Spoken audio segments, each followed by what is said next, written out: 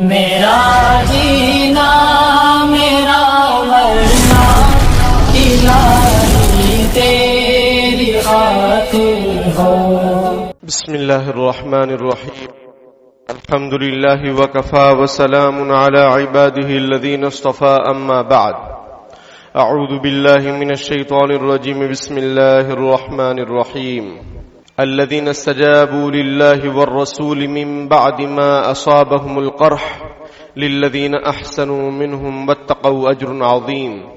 الذين قال لهم الناس إن الناس قد جمعوا لكم فاخشوهم فزادهم إيمانا وقالوا حسبنا الله ونعم الوكيل.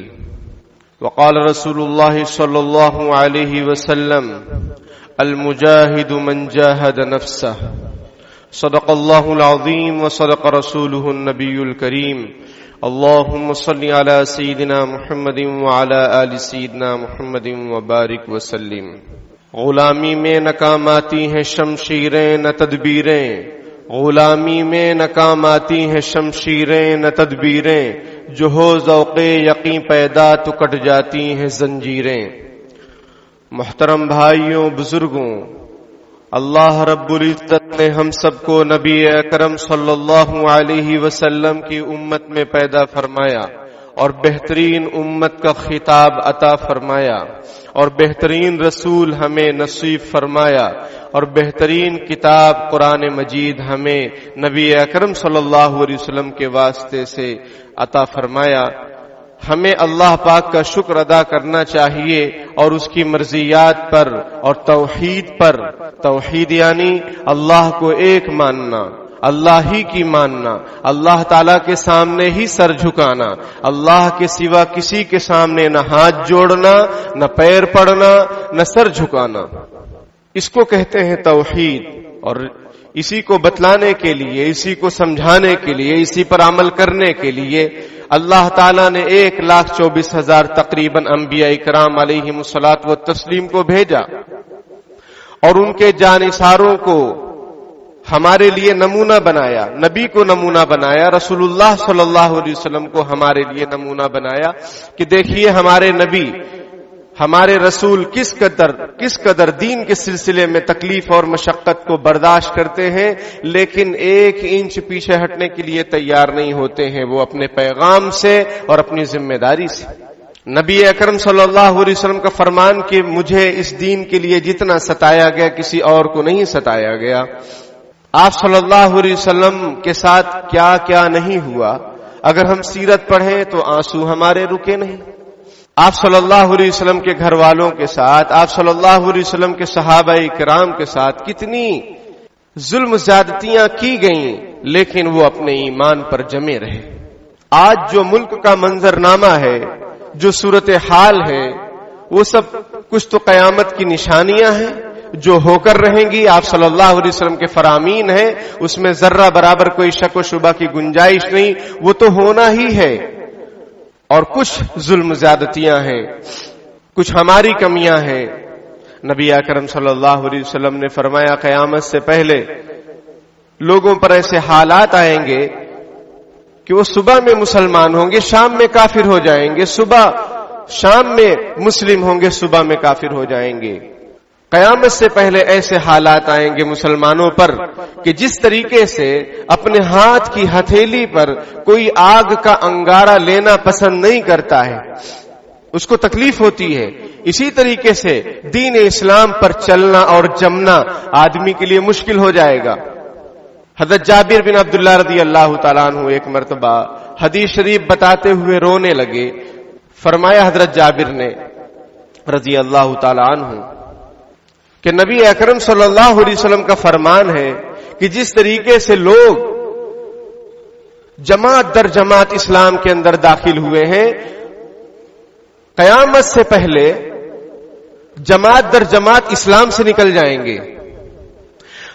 دوسری حدیث شریف میں ہے نبی اکرم صلی اللہ علیہ وسلم نے ارشاد فرمایا کہ مسجد میں 1,000 یا اس سے زائد لوگ نماز پڑھنے والے ہوں گے لیکن کوئی مومن نہیں ہوگا. میرے بھائیوں بزرگوں، ہم اپنے آپ کو ٹٹولیں اور اپنے ایمان پر اللہ کا شکر ادا کریں. اور ایمان پر جمے رہیں. ایمان پر جمنے کی اللہ پاک سے دعا کریں اور کسی کی غلامی اختیار نہ کریں, کسی کے دباؤ میں نہ آئیں. کوئی چیز ہمیشہ باقی رہنے والی نہیں ہے. شب گریزہ ہوگی آخر جلوے خورشید سے, یہ چمن معمور ہوگا نغمے توحید سے انشاءاللہ تعالی. نبی اکرم صلی اللہ علیہ وسلم کا یہ بھی فرمان ہے, قیامت سے پہلے پوری دنیا میں اسلام غالب آ جائے گا, ہر کچے پکے مکان تک دین پہنچ جائے گا اور سب مسلمان ہو جائیں گے. وہ ہو کر رہے گا. لیکن میرے بھائیوں, موجودہ حالات میں اپنے ایمان کی سب سے زیادہ فکر کرنے کی ضرورت ہے. اس کے بعد اپنے اہل و عیال, اپنے بچوں کی ایمان فکر کرنے کی ضرورت ہے. ان کی حفاظت, ان کی دیکھ بھال, یہ ہماری ذمہ داری ہے, والدین کی ذمہ داری ہے.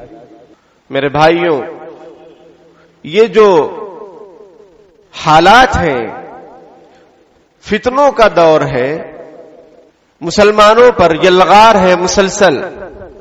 کہیں فلسطین میں, کہیں شام میں, ہر جگہ مسلمان ہی کو ٹارگٹ کیا جا رہا ہے.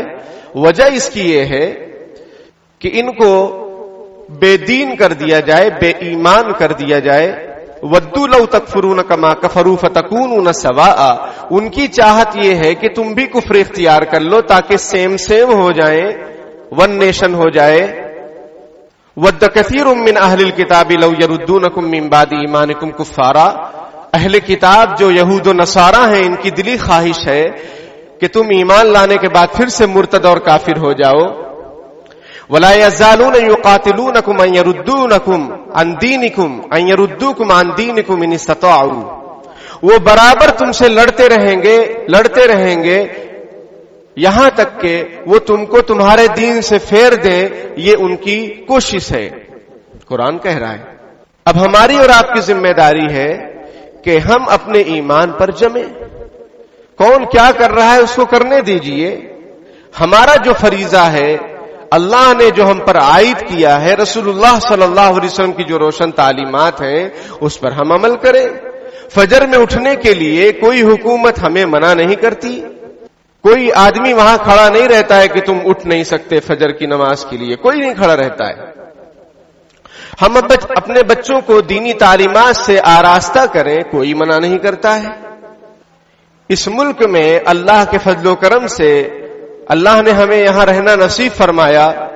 اس ملک کی آزادی میں ہمارے اکابر مشائخ اور مسلمانوں کی ایک لمبی تاریخ ہے اور داستان ہے. اس کے ذکر کے بغیر اس ملک کی آزادی کی تاریخ مکمل نہیں ہو سکتی ہے. پھر بھی ہم ہی غدار وطن ہیں اور ہمارا ہی تذکرہ کتابوں سے, جگہوں سے, ناموں سے مٹایا جا رہا ہے. کوئی بات نہیں, مٹانے دو. مدعی لاکھ برا چاہے کیا ہوتا ہے, وہی ہوتا ہے جو منظور خدا ہوتا ہے. ہم اپنا فریضہ, اپنا کام انجام دیں. نبی اکرم صلی اللہ علیہ وسلم نے ارشاد فرمایا کہ المجاہد من جاہد نفسا. مجاہد تو وہ ہے جو اپنے نفس سے جہاد کرے, اپنے نفس سے مقابلہ کرے. نفس کہہ رہا ہے کہ طرح طرح کی خرافات میں مبتلا ہوں, لیکن ہم کہیں کہ نہیں, اللہ اور رسول کی کیا مرضی ہے اس کے مطابق ہم زندگی گزاریں گے. نفس کہہ رہا ہے کہ گانا بجانا کرو, ناچ گانے کرو, ڈھول تاشے کرو, بزرگوں کے نام پر کرو. لیکن ہم کہیں نہیں, کوئی بزرگ ہو ہی نہیں سکتا ہے جو خلاف شریعت کام کرتا ہو, اور بزرگ کے ماننے والے سچے پیروکار ہو ہی نہیں سکتے ہیں اگر وہ خلاف شریعت کام کر رہے ہیں. تو جس ڈھول تاشے کو رسول اللہ صلی اللہ علیہ وسلم توڑنے کے لیے آئے ہوں, آج قوم اس میں مبتلا ہو جائے اور ڈھول تاشے بجائے, مسجدوں کے سامنے بجائے, نماز کے اوقات میں بجائے, نمازوں کو چھوڑ دے اور عورتوں کو ساتھ میں لے کر چلے, یہ کون سی تعلیم ہے؟ یہ کس بزرگ کو فالو کر رہے ہیں؟ اللہ والے تو کون ہوتے ہیں؟ جس کو دیکھے تو اللہ کی یاد آئے. اللہ والا وہ ہوتا ہے جو شریعت و سنت کا پابند ہو. جو خلاف شریعت کام کرتا ہو وہ بزرگ اللہ والا ہو ہی نہیں سکتا ہے. گر ہوا میں اڑے وہ رات دن, ترک سنت جو کرے شیطان گن. اگر کوئی سنت کو چھوڑ رہا ہے وہ اللہ کا ولی نہیں ہو سکتا ہے. ہم فرائض چھوڑ رہے ہیں اور ہم عاشقان رسول ہیں اور عاشقان اولیاء ہیں. کون سے ولی اور کون سے رسول کے آپ عاشق ہیں؟ کوئی رسول اور کوئی ولی آپ بتا دو جو نماز نہ پڑھتا ہو. آپ نے دین کو تماشا بنا رکھا ہے. آپ یہ سمجھتے ہیں کہ آپ کچھ بھی کر لیں گے, آپ کو کوئی بولنے والا نہیں. یہ بولا جا رہا ہے, آپ کو سمجھایا جا رہا ہے, آپ کو بتلایا جا رہا ہے. اب بھی نہ جاگو, کوئی بات نہیں, آپ کی مرضی ہے, مت جاگیے. وہ لوگ ڈھول تاشے بجاتے ہیں, ہم بھی ڈھول تاشے بجا رہے ہیں. ہم میں ان میں کیا فرق ہے؟ ہم گانے بجا رہے ہیں, وہ بھی گانے بجا رہے ہیں, مسجدوں کے سامنے ہلہ کر رہے ہیں, ہم بھی نمازوں کے ٹائم پہ ہلہ کر رہے ہیں. ہم میں ان میں کیا فرق ہے؟ آپ کس سے مقابلہ کرنے کی بات کرتے ہیں اور آپ کس کو دشمن اسلام سمجھتے ہیں؟ دشمنان اسلام میں اور حامیان اسلام میں کیا فرق رہ گیا ہے آج؟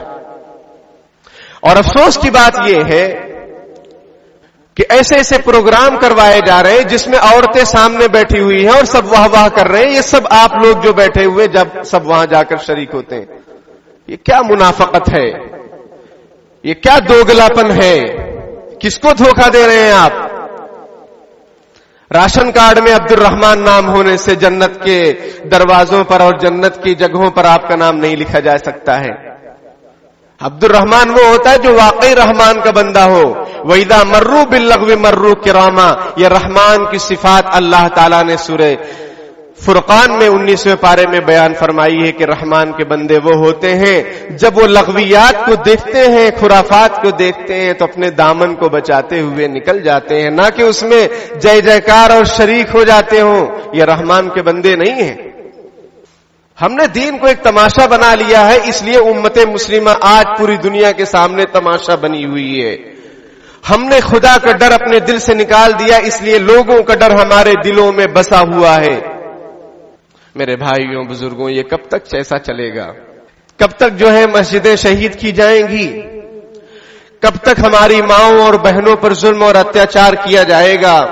کب تک ہمارے اماموں اور مؤذنوں پر ظلم و ستم کیا جائے گا اور ان کو دردناک شہید کر دیا جائے گا؟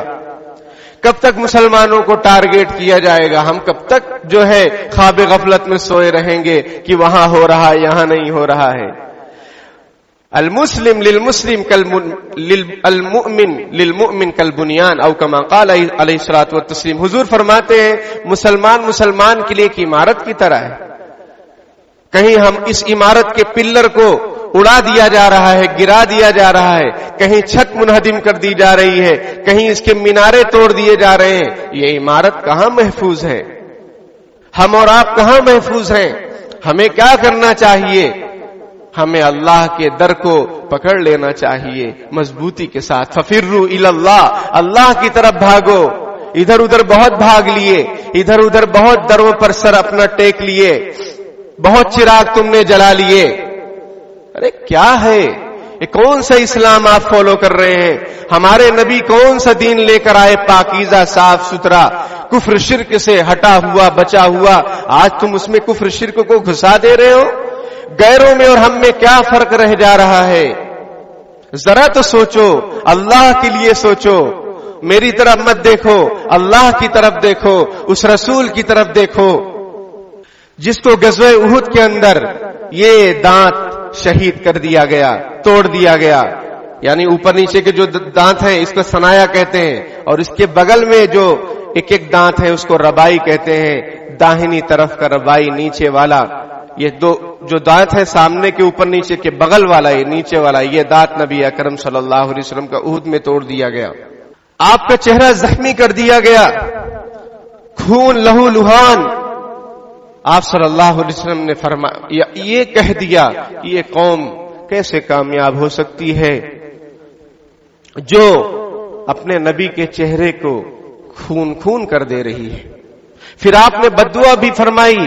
اللہ تعالیٰ نے آیت نازل فرمائی, لیس لک من الامر شیء, آپ کو اس معاملے میں کوئی اختیار نہیں ہے. شیء او یتوب علیہم او یعذبہم فانہم ظالمون, کہ اللہ ان پر مہربانی کر دے جو لوگ آپ کو زخمی کر رہے ہیں, یا ان کو عذاب دے، اس لیے کہ لوگ ظالم ہیں۔ آپ صلی اللہ علیہ وسلم نے پھر فرمایا اللہم اغفر لقومی فإنہم لا یعلمون، اے اللہ میری قوم کی مغفرت کر دیجئے، بخش دیجئے، معاف کر دیجئے، یہ مجھے جانتے نہیں ہیں۔ نہ جاننے والوں نے حضور کا چہرہ زخمی کیا، اور ماننے والے کیا کر رہے ہیں؟ حضور کی شریعت کا جنازہ نکال رہے ہیں، ڈھول تاشے بجا رہے ہیں، نمازوں کو چھوڑ رہے ہیں۔ جس نبی نے آخر میں یہ وصیت فرمائی الصلاۃ وما ملکت ایمانکم، نماز کی پابندی کرنا، نماز کی پابندی کرنا اور اپنے ماتحتوں کا خیال رکھنا، آج امت اس نبی کے فرمان کو سینے سے لگانے کے لیے تیار نہیں۔ آج گھوڑے نچائے جا رہے ہیں۔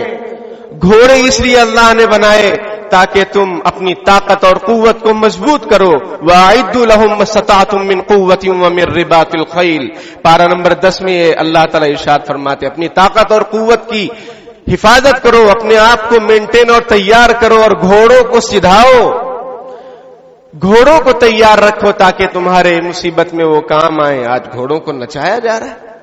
یہ گھوڑے اس لیے تھے، چلو گھوڑوں کو چھوڑو، آپ اس لیے تھے۔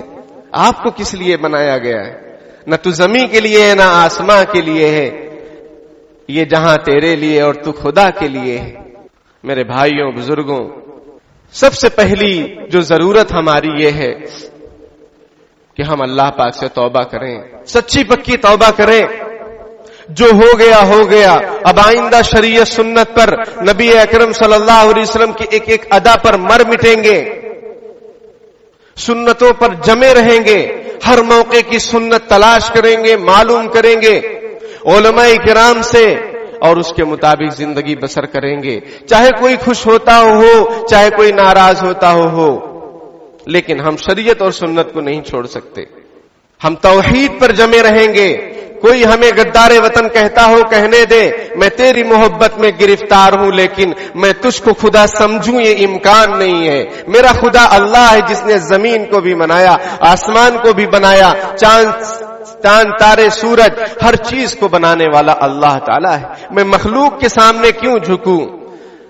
میں کسی مورتی کے سامنے کیوں جھکوں؟ میرے بچے کیوں کسی سرسوتی کے سامنے جھکیں؟ جن کو جھکنا ہے جھکتے رہے، ہمارا مالک اور خالق اللہ ہے۔ وہ کہتا ہے وَقُلْ رَبِّ زِدْنِي عِلْمًا، اللہ فرماتے ہیں کہ اے نبی کہیے کہ اے میرے رب میرے علم میں اضافہ کیجئے۔ پتہ چلا کہ علم ایک ایسی چیز ہے کہ اس کے اضافے کی دعا کرتے رہنا ہے، کرتے رہنا ہے، کرتے رہنا ہے، اس میں بس نہیں کرنا ہے۔ سمجھ میں آئی بات؟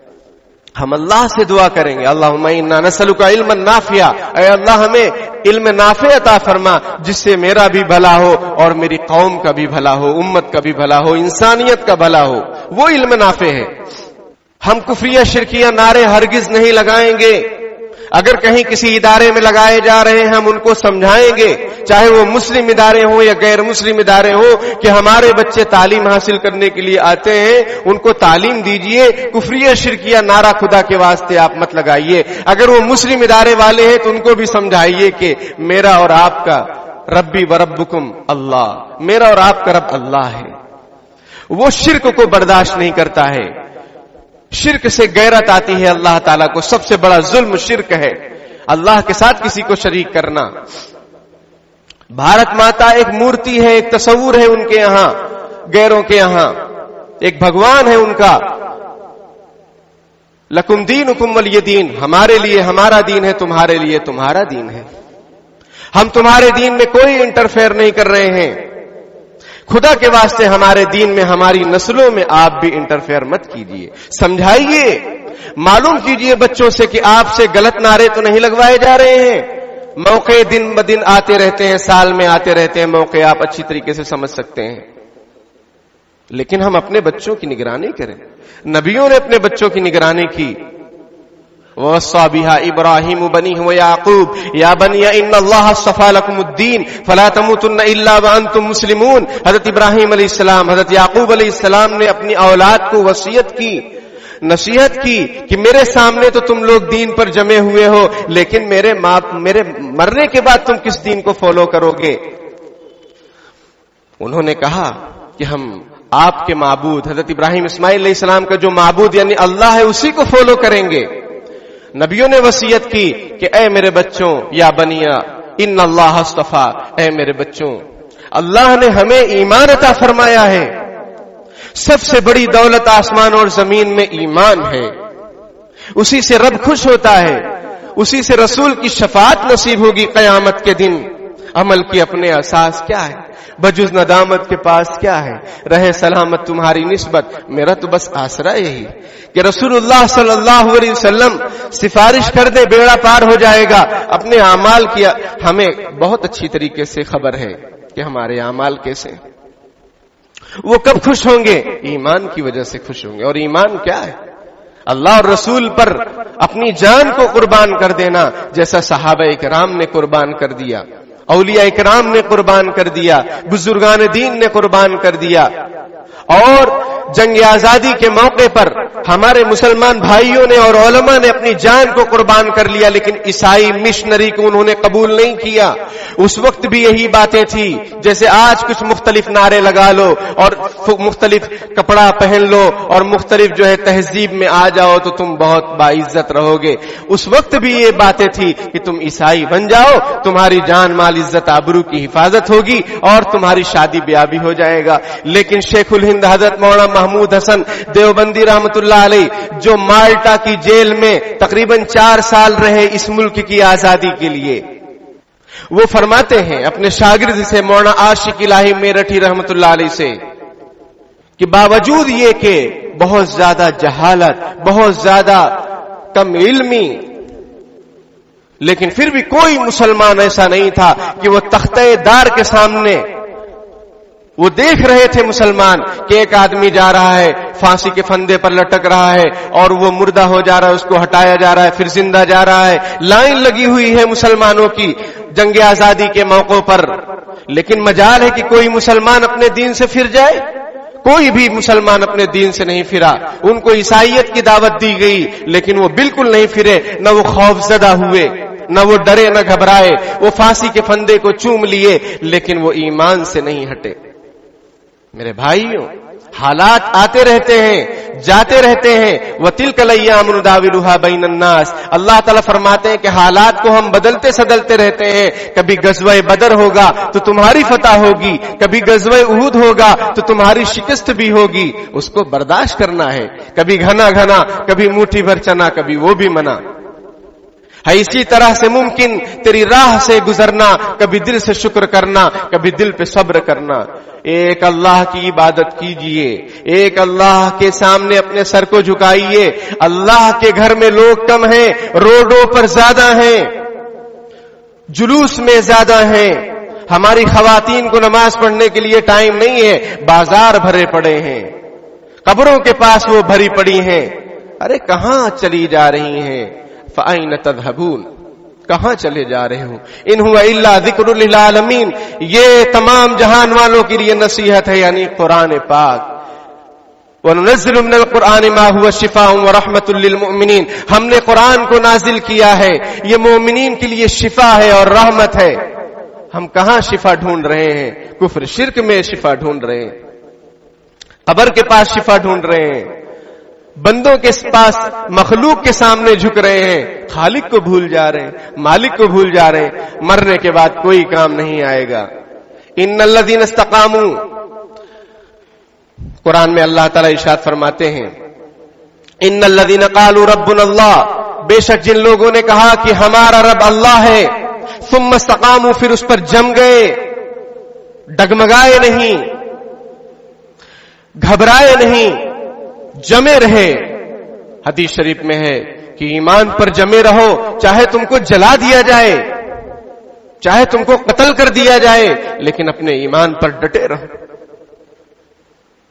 ان الذین قالوا ربنا اللہ ثم استقاموا، پھر اس پر جم گئے وہ، تتنزل علیہم الملائکہ، فرشتے ان کے پاس آئیں گے، آتے ہیں۔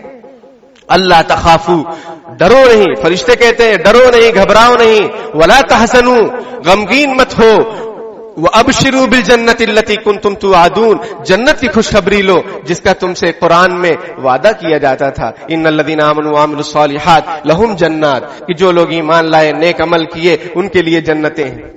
یہ فرشتے کب آتے ہیں؟ مفسرین فرماتے ہیں کہ فرشتے 3 موقعوں پر آتے ہیں ایمان والوں کے پاس. ایک موت کے وقت جب ان کو گھبراہٹ ہوتی ہے کہ اب دنیا سے جانا ہے, پتہ نہیں کیا انجام ہوگا, فرشتے آ کر خوشخبری دیتے ہیں اور تسلی دیتے ہیں کہ گھبراؤ نہیں, غمگین مت ہو, جنت کی خوشخبری لو اور اللہ کی مہمانی کو قبول کرو. دوسرے موقع پر فرشتے آتے جب قبر میں آدمی تنہا ہوتا ہے, سب مٹی ڈال کر چلے جاتے ہیں, کوئی پاس میں نہیں رہتا ہے, آدمی گھبراتا ہے, فرشتے آ کے اس کو ہمت اور حوصلہ دیتے ہیں. تیسرا موقع جب وہ میدان محشر میں کھڑا ہوگا, اس کو گھبراہٹ ہوگی, فرشتے اس کو اس آیت کی روشنی میں مفسرین نے فرمایا کہ فرشتے تسلی دیں گے. فضائے بدر پیدا کر فرشتے تیری نصرت کو اتر سکتے ہیں گردوں سے قطار اندر قطار اب بھی. وَلَقَدْ نَصَرَكُمُ اللَّهُ بِبَدْرٍ وَأَنْتُمْ أَذِلَّةٌ, اللہ تعالیٰ فرماتے ہیں کہ بدر میں اللہ نے تمہاری مدد کی, تم کمزور تھے. یا ایھا الذین آمنوا اذکروا نعمت اللہ علیکم اذ ہم قوم ان یبسطوا الیکم ایدیہم فکف ایدیہم عنکم واتقوا اللہ وعلی اللہ فلیتوکل المؤمنون. اے ایمان والو, اللہ کی اس نعمت کو یاد کرو جب باطل کا ہاتھ تمہاری طرف بڑھنے لگا تھا, اللہ نے اس ہاتھ کو روک دیا, اللہ نے اس ہاتھ کو موڑ دیا. کس نے موڑا؟ اللہ نے موڑا. اللہ سے ڈرو اور اسی پر ایمان والے بھروسہ کرتے ہیں. حضرت سفیان بن عبداللہ ثقفی رضی اللہ تعالیٰ عنہ نے نبی اکرم صلی اللہ علیہ وسلم سے عرض کیا, اللہ کے رسول مجھے کوئی ایسی نصیحت کیجئے, ایسی بات بتلائیے کہ آپ کے بعد میں کسی سے سوال نہ کروں. کتنا عجیب و غریب سوال ہے. نبی اکرم صلی اللہ علیہ وسلم نے ارشاد فرمایا, آمن باللہ واستقم, ایمان لاؤ اللہ پر اور اس پر جم جاؤ. دنیا ادھر سے ادھر ہو جائے لیکن ہم نہیں ڈگمگائیں گے, ہماری فیملی نہیں ڈگمگائے گی, ہمارے بچے نہیں ڈگمگائیں گے, ہمارا شہر نہیں ڈگمگائے گا. کچھ بھی ہو جائے پوری امت مسلمہ ایک پلیٹ فارم پر جم جائے. میرا تیرا رشتہ کیا, لا الہ الا اللہ. ایک دوسرے کو بھائی سمجھو, ایک دوسرے کو سلام کرو. ایک دوسرے کو دیکھ کر منہ پھیر لیتے ہیں, سلام تک نہیں کرتے. یہ کیا آپس میں اللہ کی مدد کس پر آئے گی؟ ید اللہ علی الجماعہ, اللہ کی مدد جماعت پر ہوتی ہے, اتحاد پر ہوتی ہے, اتفاق پر ہوتی ہے.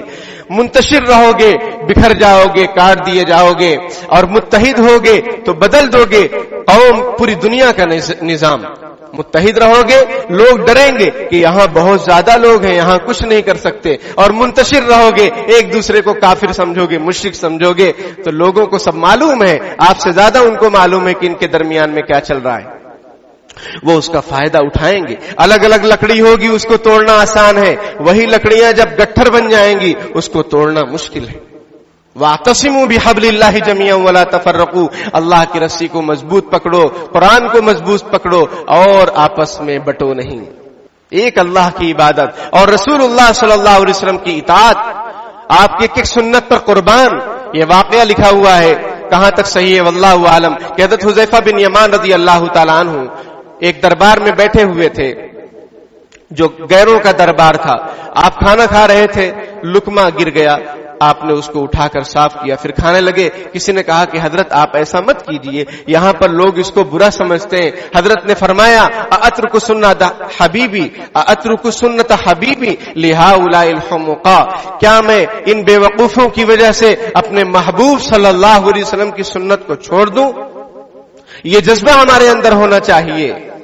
اسی طریقے سے یہ بھی انتہائی ضروری جذبہ ہم سب کے اندر ہونا چاہیے کہ ہمارے معاشرے میں کوئی بے پڑھا لکھا نہ ہو. ہر ایک کی تعلیم کی فکر کیجیے. ہم یہ دیکھتے ہیں چھوٹے چھوٹے بچوں کو دکانوں پر لگا لیا جا رہا ہے, کام پر لگا لیا جا رہا ہے. وہ پڑھائی نہیں کریں گے, وہ نہ ان کا مستقبل روشن ہوگا, نہ ان کے پاس دین ہوگا, نہ دنیا ہوگی. وہ دونوں اعتبار سے ناکام ہوں گے آگے چل کر, اور ان کی نسلیں بھی ناکام ہو جائیں گی.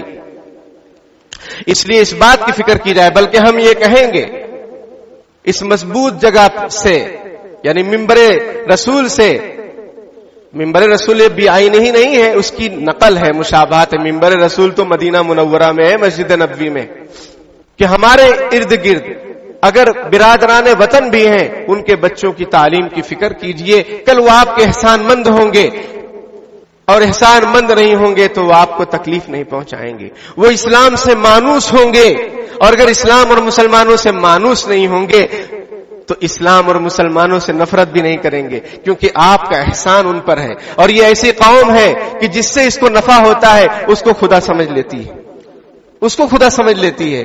گنگا ان کے یہاں ماتا ہے، زمین ماتا ہے، گائے ماتا ہے، جس سے نفع ہوتا ہے۔ آپ سے نفع ہوگا، آپ کو وہ اپنا محسن سمجھیں گے، آپ سے نفرت نہیں کریں گے۔ اور یہ بہت ضروری چیز ہے کہ ہمارے معاشرے میں کوئی بے پڑھا لکھا نہ ہو، ہر کوئی تعلیم یافتہ ہو۔ جب تعلیم ہوگی تو انشاءاللہ جو ضلالت اور گمراہی ہے وہ ختم ہوگی۔ بہرحال وقت ہو گیا، اللہ پاک سے دعا ہے کہ اللہ تعالی ہم سب کو ایمان پر جمائے رکھے موت تک، ہمارا خاتمہ بھی ایمان پر ہو، ہماری نسلوں کی اللہ تعالیٰ ایمان اور اعمال کی حفاظت فرمائے، اور ہمت اور حوصلے کے ساتھ زندگی بسر کیجئے۔ موت ایک مرتبہ آنی ہے، اس سے ہم بچ نہیں سکتے، لیکن عزت کے ساتھ جیئیں گے، عزت سے جیے تو جی لیں گے یا جام شہادت پی لیں گے۔ وآخر دعوانا الحمدللہ رب العالمین۔ بسم اللہ الرحمن الرحیم، اللہم صلی علی سیدنا محمد وعلی آل سیدنا مولانا محمد وبارک وسلم۔ ربنا آتنا فی الدنیا حسنۃ وفی الآخرۃ حسنۃ وقنا عذاب النار۔ ربنا ظلمنا انفسنا وإن لم تغفر لنا وترحمنا لنكونن من الخاسرین۔ رب ارحمهما كما ربياني صغيرا۔ یا مصرف القلوب صرف قلوبنا على طاعتك، یا مقلب القلوب ثبت قلوبنا على دینک۔ رب اغفر وارحم وانت خیر الراحمین۔ پیارے اللہ، ہم ظاہر میں آپ کے بندے، حقیقت میں نہایت گندے ہیں۔ پیارے اللہ، ہمارے دلوں میں جو گندگی ہے اس کو دور فرما دیجئے، ہمیں بندگی کا سلیقہ عطا فرما دیجئے، شرمندگی والے کاموں سے ہماری حفاظت فرما دیجئے۔ پیارے اللہ، مسلمانوں کی جان، مال، عزت، آبرو، عقائد، ایمان سب کی حفاظت فرما لیجئے، پوری امت مسلمہ کی حفاظت فرما لیجئے، باطل کے منصوبوں کو ناکام فرما دیجئے۔ پیارے اللہ، انسانیت پر رحم فرما دیجئے۔ پیارے اللہ، عرب اور عجم میں آگ لگی ہوئی ہے، رحم و کرم کا معاملہ فرما دیجئے۔ پیارے اللہ، اگر آپ ہم سے ناراض ہیں، پیارے اللہ اپنے فضل و کرم سے راضی ہو جائیے اور ایسے اعمال کی توفیق عطا فرمائیے جن سے آپ خوش ہوتے ہیں، اور ہر ایسے کام سے ہماری حفاظت فرما لیجئے جس سے آپ ناراض ہوتے ہیں۔ پیارے اللہ، نبی اکرم صلی اللہ علیہ وسلم کی ایک سنت پر عمل کرنے کی توفیق عطا فرما دیجئے، نمازوں کا اہتمام فرما دیجئے۔ پیارے اللہ، شریعت و سنت کے مطابق زندگی گزارنے کی توفیق عطا فرما دیجئے۔ پیارے اللہ، بدعات و خرافات، رسوم و رواج، شرک و کفر سے ہماری حفاظت فرما لیجئے۔ پیارے اللہ، ہم آپ کی پناہ چاہتے ہیں، کفر سے، شرک سے، نفاق سے، پیارے اللہ ہر طرح کی بیماری سے، بزدلی سے، پیارے اللہ ہماری حفاظت فرما لیجئے۔ ہمیں طاقتور مومن بنا دیجئے، ہمیں باہمت باحوصلہ بنا دیجئے، ہمارے ایمان کو مضبوط فرما دیجئے، استقامت نصیب فرما دیجئے۔ پیارے اللہ، جو بستیاں اجڑ گئی ہیں اپنا فضل و کرم شامل حال فرما دیجئے۔ پیارے اللہ، اجاڑنے والوں سے آپ انتقام لے لیجئے۔ پیارے اللہ، نیست و نابود فرما دیجئے، برباد فرما دیجئے، ہلاک فرما دیجئے۔ پیارے اللہ، ہم کمزوروں پر رحم فرما دیجئے۔ پیارے اللہ، ہماری اولاد کو ہماری آنکھوں کی ٹھنڈک بنا دیجئے، امیدوں سے بڑھ کر بنا دیجئے۔ اولاد کے دکھوں سے ہماری حفاظت فرما، جو بیمار ہیں ان کو شفا کاملہ عاجلہ مستمرہ دائمہ نصیب فرما۔ ہمارے مرحومین کی بال بال مغفرت فرما، ان کے درجات کو بلند فرما۔ ہم سب کو موت کی تیاری کرنے کی توفیق عطا فرما۔ پیارے اللہ، ہم سب کے دلوں میں شہادت کا جذبہ پیدا فرما، اور اپنے رستے میں ہماری جانوں کو قبول فرما، ہمارے مالوں کو قبول فرما، ہماری اولادوں کو قبول فرما۔ پیارے اللہ، نبی اکرم صلی اللہ علیہ وسلم جو دین لے کر آئے اس پر عمل کرنے کی اور اس کو لوگوں میں سمجھانے اور بتلانے کی توفیق عطا فرما۔ پیارے اللہ، سنتوں کو عام کرنے کی توفیق عطا فرما، رسوم رواج کا خاتمہ فرما۔ پیارے اللہ، جو ناجائز قید و بند میں پکڑے ہوئے ہیں، جکڑے ہوئے ہیں، باعزت انہیں رہائی نصیب فرما۔ پیارے اللہ، آپ صلی اللہ علیہ وسلم کا امتی جہاں کہیں بھی پریشان حال ہو اس کی پریشانیوں کو، بیماریوں کو دور فرما۔ جزا اللہ عنا محمدا صلی اللہ علیہ وسلم ما هو اہلہ برحمتک یا